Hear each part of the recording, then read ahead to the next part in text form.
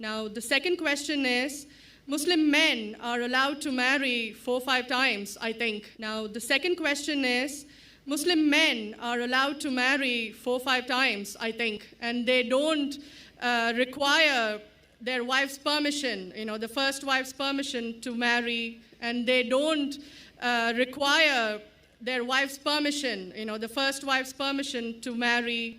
Correct me if I'm wrong. So I actually don't see any logic in this, because I believe it's one man, one woman. That's the institution of marriage. Because I believe it's one man, one woman. That's the institution of marriage. So please clarify. Thank you. Now coming to your second question. In Islam, men marry 4 times, 5 times, and they don't ask permission from the first 5. Why? In Islam, men marry 4 times, 5 times, and they don't ask permission from the first 5. Why?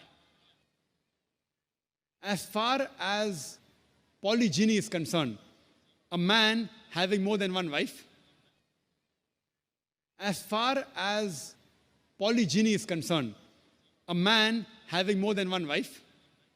Islam is the only religion, and Quran is the only religious scripture on the face of the earth which says marry only one.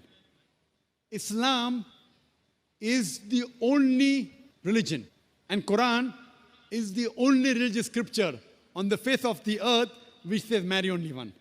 There is no religious scripture besides the Quran. I'm a student of comparative religion. Which says marry only one.